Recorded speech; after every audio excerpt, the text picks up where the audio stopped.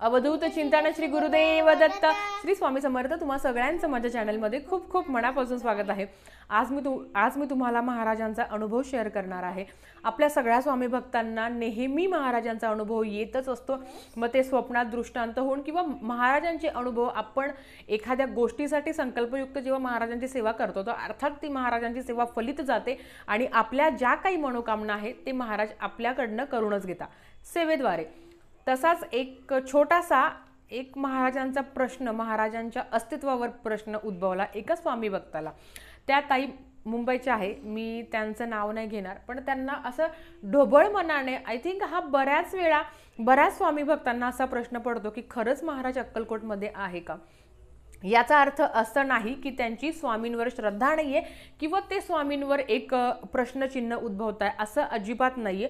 त्यांच्या मनात एक प्रश्न येतो की खरंच आजही महाराजांची समाधी तिथे आहे का, किंवा समाधी घेतल्यानंतर महाराज खरंच तिथेच आहे का, असा सर्वसामान्य व्यक्तीला प्रश्न पडत असतो। तर तसाच आपल्या एक स्वामी भक्त आहे, त्याचं नाव नाही घेणार मी, त्यांना असाच एक साधा प्रश्न महाराजांबद्दल पडला की हो की महाराजांची समाधी अजूनही तिथे आहे का, त्या समाधीमध्ये खरंच महाराज आहे का, असे दोन प्रश्न त्यांना पडले।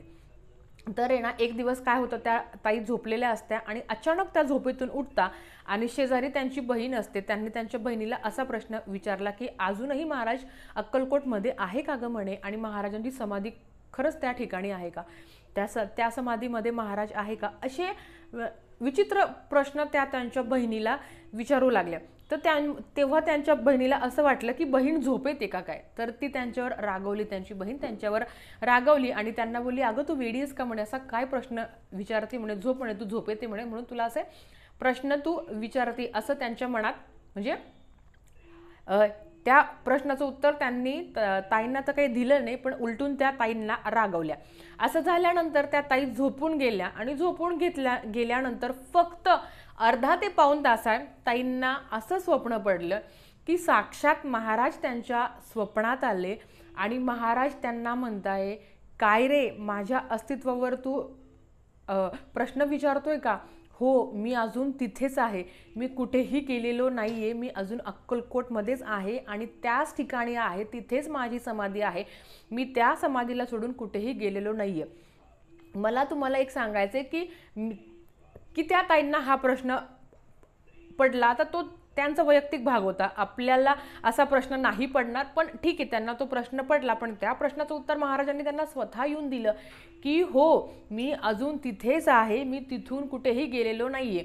मला ह्या स्वामींच्या अनुभवातून तुम्हाला फक्त एक सांगायचं आहे की मनात असा प्रश्न तर कधी आलाच नाही पाहिजे, आणि आला तरी काहीच करू शकत नाही। मन आहे ते असे निरनिराळे प्रश्न आपल्याला विचारत असतात, पण त्याचं उत्तर महाराज त्यांना देत असतात की हो मी तिथेच आहे, मी तिथून कुठेही गेलेलो नाही। आणि आपल्या सगळ्यांना माहिती आहे की हो महाराज तिथेच आहे, अक्कलकोटमध्येच महाराजांचं वास्तव आहे, पण अक्कलकोटमध्ये राहून संपूर्ण ब्रह्मांड महाराज चालवत आहे आणि प्रत्येकाच्या समस्यावर, प्रत्येकाच्या संकटांवर स्वामी सेवा करून आपण मात करायची असते।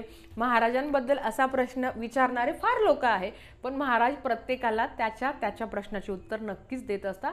स्वप्नात येऊन असो किंवा अजून कोणत्या ना कोणत्या माध्यमातून असतो, आपल्याला जेव्हा अशी प्रश्न पडत असताना तेव्हा महाराज खरंच आपल्याला उत्तर देत असतात। म्हणून मी तुम्हालाही सांगेल की महाराजांच्या बाबतीत असा प्रश्न जर पडत असेल तर हो महाराज तिथेच आहे। आणि मी तुम्हाला नेहमी सांगते हम गया नहीं जिंदा है, हा जो प्रश्न असतो ना, ह्या प्रश्नाचं उत्तर आहे महाराज जेव्हा गेले होते तेव्हा महाराजांनी हाच एक शब्द वापरला आहे की हम गया नहीं जिंदा है।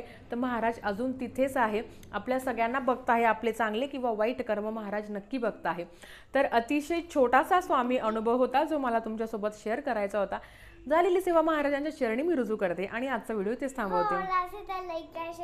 सबस्क्राईब करा, भेटूया परत अशाच एका नवीन व्हिडिओ सोबत। श्री स्वामी समर्थ।